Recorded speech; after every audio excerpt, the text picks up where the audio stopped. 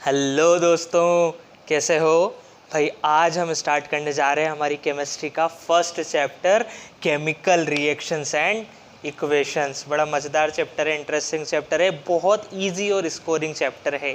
तो चलो स्टार्ट करते हैं। सबसे पहले हम ये समझते हैं कि केमिकल रिएक्शन ई का चीज़ है। तो इस चीज़ का मतलब होता है whenever a chemical change occur, whenever a chemical change occur, we can say that a chemical reaction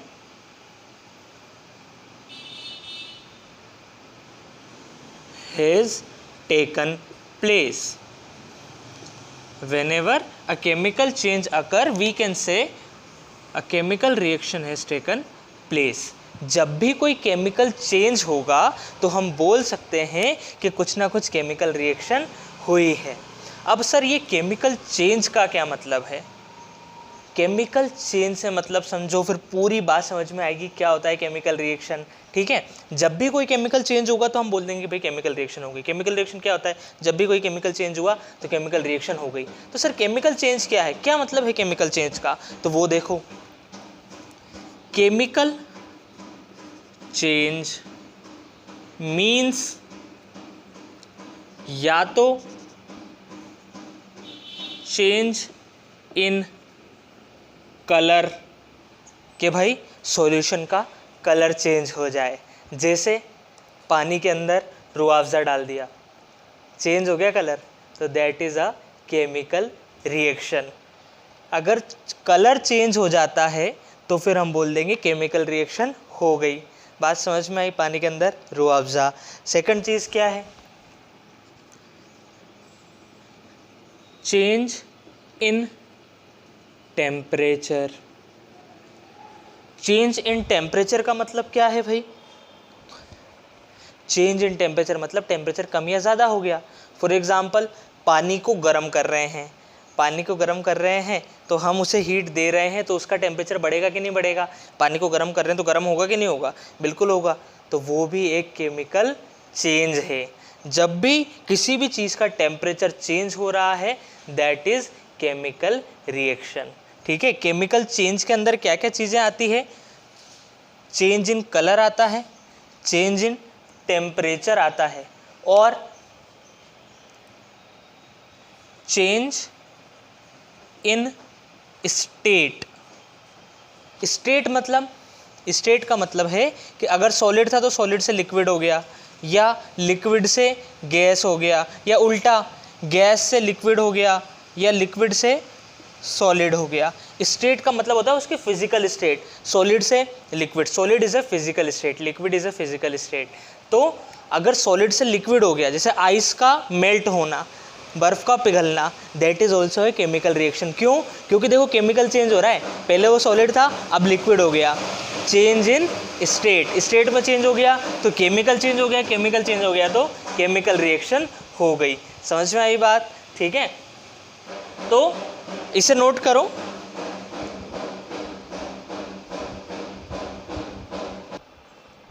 हाँ भाई, तो पूरी कहानी समझ में आ रही है कि सर जब भी कोई केमिकल चेंज होगा तो केमिकल रिएक्शन हो जाएगी। केमिकल चेंज से क्या मतलब है सर? या तो उसका कलर चेंज हो जाए, या फिर उसका टेम्परेचर चेंज हो जाए, या फिर उसकी स्टेट चेंज हो जाए, तो फिर हम बोल देंगे केमिकल चेंज हुआ।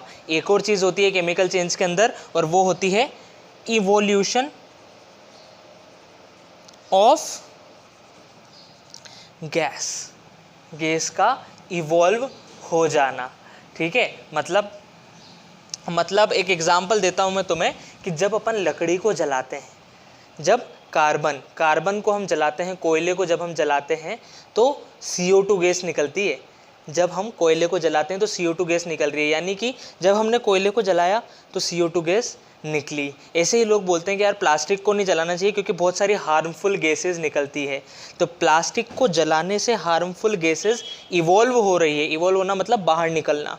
ठीक है, इवॉल्व हो रही है, इसका मतलब केमिकल चेंज हो रहा है, क्योंकि केमिकल चेंज के अंदर इवोल्यूशन ऑफ गैस हो रहा है, तो हम बोलेंगे केमिकल रिएक्शन है। प्लास्टिक को जलाना है, किसी भी चीज़ को जलाना इज़ अ केमिकल रिएक्शन।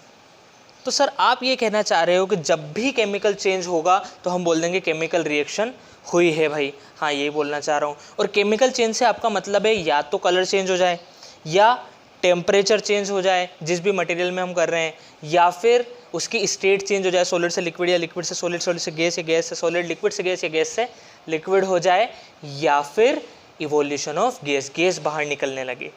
अगर ये चारों में से कोई भी एक चीज़ हो रही है तो हम बोल देंगे केमिकल चेंज हो रहा है, और केमिकल चेंज हो रहा है तो हम बोल देंगे केमिकल रिएक्शन हो रही है। क्लियर? पॉज करके नोट कर लो, फिर आगे बढ़ेंगे। एक एग्जांपल लेते हैं खूबसूरत सा। इन सब के भी एग्जाम्पल चाहो तो लिख लो, है ना। Rooh Afza in water, Rooh Afza spelling नहीं आती है मेरे को, इन वाटर, प्रश्न लिख दें क्या? Change in temperature, temperature change, heating of water, या किसी भी चीज़ को जब हम हीट करते हैं और कुछ चेंज हो रहा हो, ठीक है। चेंज इन स्टेट, स्टेट का चेंज होना, जब अपन कपूर जलाते हैं आरती के टाइम पे, तो कपूर को जब जलाते हो तो क्या वो बचता है बाहर में, कुछ कचरा बचता है कि पूरा का पूरा उड़ जाता है? पूरा उड़ जाता है। सॉलिड होता है कपूर, उसे जलाया तो वो गैस में कन्वर्ट हो गया, तो उस चीज़ को हम बोल रहे हैं चेंज इन स्टेट। या फिर और इजी एग्जांपल क्या है? आइस का मेल्ट होना, ठीक है। तो इसका एग्जांपल क्या हो जाएगा? मेल्टिंग ऑफ आइस या बर्निंग ऑफ नेपथलीन, नेपथलीन तो बोलते हैं शायद कपूर को, है ना सर।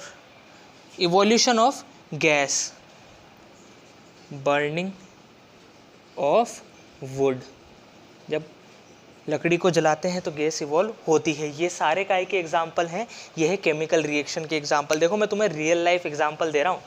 हम ऐसा नहीं सोचें कि जो हम इक्वेशंस लिखते हैं कि भाई C+O2 CO2 वो चीज़ केमिस्ट्री में आती है।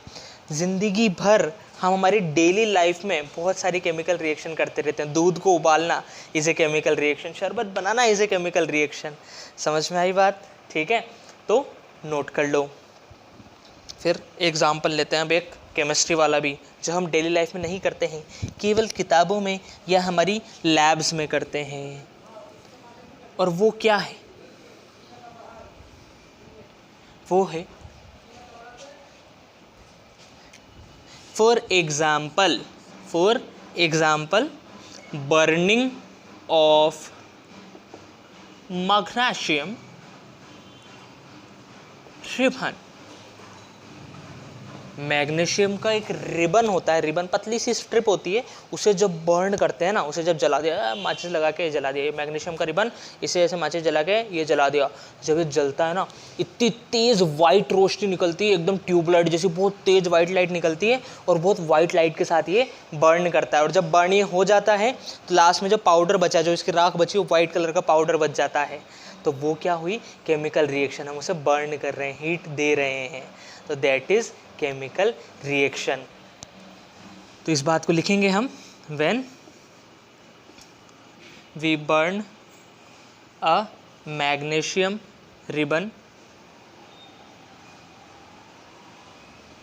It burns with a very bright flame and turns into a white powder। और ये वाइट पाउडर काय का है? ये है मैग्नीशियम ऑक्साइड का। काय का है? मैग्नीशियम ऑक्साइड बन जाता है जब भी मैग्नीशियम की स्ट्रिप को हमने बर्न करा। ये देखो, मैग्नीशियम की स्ट्रिप को जब हम बर्न करते हैं तो फिर वाइट पाउडर बन जाता है, और उस वाइट पाउडर को हम बोलते हैं मैग्नीशियम ऑक्साइड। क्लियर है बात? अच्छा, तो सर इसकी रिएक्शन क्या होगी? हम मैग्नीशियम को ले रहे हैं और उसे बर्न कर रहे हैं। तो अब बहुत इंपॉर्टेंट बात आने जा रही है, एकदम कान खोल के सुन लो, अपना ध्यान स्क्रीन पे लगा दो पूरा। जब भी किसी चीज़ को बर्न करेंगे, जब भी किसी चीज़ को बर्न करेंगे, इसका मतलब उसे ऑक्सीजन के साथ रिएक्ट कराते हैं। किसी भी चीज़ को बर्न करने का मतलब है कि हम उस चीज़ को ऑक्सीजन के साथ रिएक्ट करा रहे हैं। हम मैग्नीशियम को बर्न कर रहे हैं, इसका मतलब हम मैग्नीशियम को ऑक्सीजन के साथ रिएक्ट करा रहे हैं। तो जब मैग्नीशियम को ऑक्सीजन के साथ रिएक्ट कराया तो क्या बना? Magnesium oxide. क्या बना? Magnesium oxide. जब मैग्नीशियम को ऑक्सीजन के साथ रिएक्शन कराया तो मैग्नीशियम ऑक्साइड बना, और ये क्या होता है? वाइट पाउडर की फॉर्म में होता है। क्लियर? ये हो गया अपना एग्जाम्पल एक केमिस्ट्री की केमिकल रिएक्शन का, जो हम लैब में करते हैं। बहुत सुंदर सी होती है, ठीक है? नोट करो, वीडियो पॉज करके नोट करो।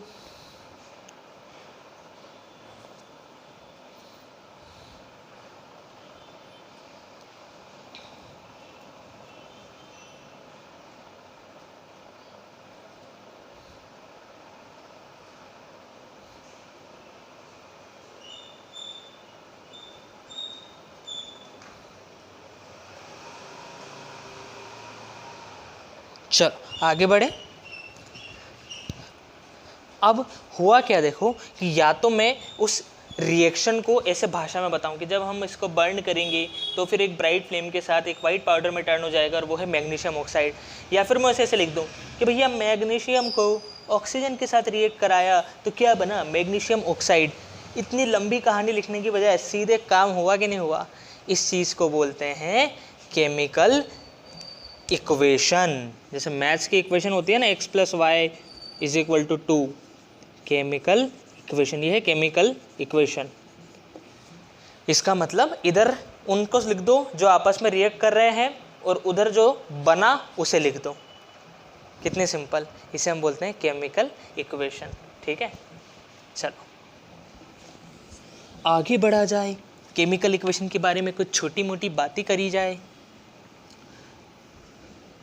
सिंस आज पहला लेक्चर है तो हम ज़्यादा बातें तो करेंगे नहीं, कम कम बातें और काम की बातें कर लेंगे।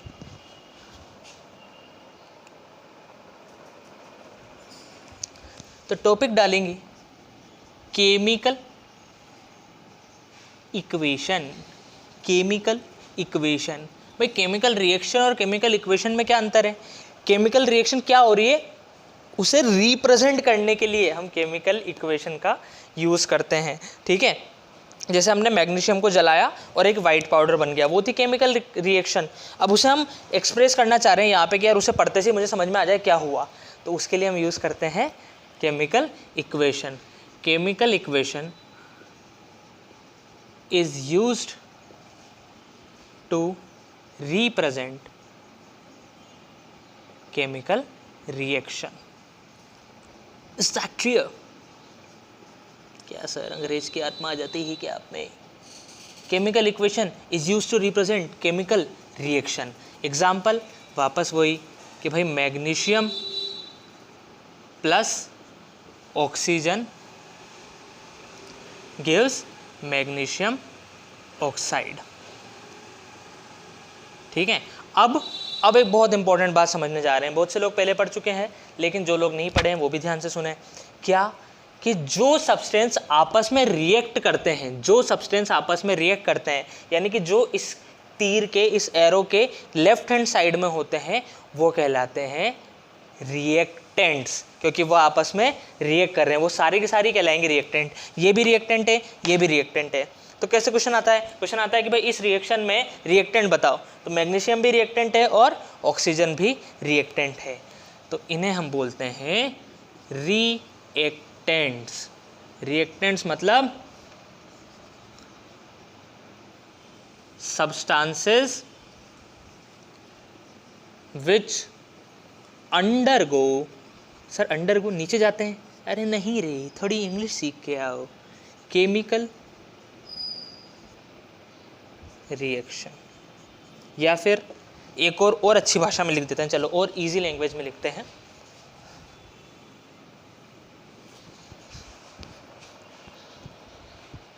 substances which react with each other, जो एक दूसरे से रिएक्ट करते हैं, आर रिएक्टेंट्स, ठीक है? जो सब्सटेंस एक दूसरे से रिएक्ट करते हैं जिनकी वजह से हमारा ये बना है वो कहलाते हैं रिएक्टेंट्स। क्लियर। अब ये कहलाता है, जो बनता है वो कहलाता है प्रोडक्ट। सर ये तो हमें पता था, जो बनता है वो प्रोडक्ट तो कहलाएगा। ठीक है, तो ये बोलेंगे इससे एक से ज़्यादा भी प्रोडक्ट हो सकते हैं, जरूरी नहीं कि एक ही प्रोडक्ट बने, दो बने तो दो प्रोडक्ट हैं अपने पास। ठीक है, तो प्रोडक्ट क्या होता है? The substance which is produced during chemical reaction. Chemical reaction के दौरान जो सब्सटेंस बनता है उसे हम बोलते हैं product. Substance which react with each other to form product. Product बनाने के लिए जिन सब्सटेंसेस को तुमने रिएक्ट कराया है वो कहलाते हैं रिएक्टेंट। समझ में आई बात? ठीक है, ये प्रोडक्ट की कहानी हो गई। इसकी एक और कहानी क्या है कि they are on LHS, left hand side of chemical equation. Chemical equation के LHS में जो होते हैं वो होते हैं रिएक्टेंट्स, और केमिकल रिएक्शन के RHS में जो होते हैं वो होते हैं प्रोडक्ट्स। तो इनकी अगली बात हो गई, they are on RHS of chemical equation. तो इज दैट क्लियर? आज हम यहीं तक पढ़ेंगे, इसे नोट कर लो वीडियो पॉज करके और मेरी बात सुनो। आज हमने क्या पढ़ा? सर हमने पढ़ा केमिकल रिएक्शन क्या होता है। केमिकल रिएक्शन हमेशा हम बोलेंगे कि हो गई कब? जब केमिकल चेंज हो जाएगा। केमिकल चेंज क्या होता है? केमिकल चेंज का मतलब कलर चेंज हो गया तो भी केमिकल चेंज हुआ है, स्टेट चेंज हो गई सॉलिड से लिक्विड, लिक्विड से गैस तो भी केमिकल चेंज हुआ है, टेम्परेचर चेंज हो गया तो भी केमिकल चेंज हुआ है, या कोई गैस इवॉल्व हो गई तो भी केमिकल चेंज हुआ है।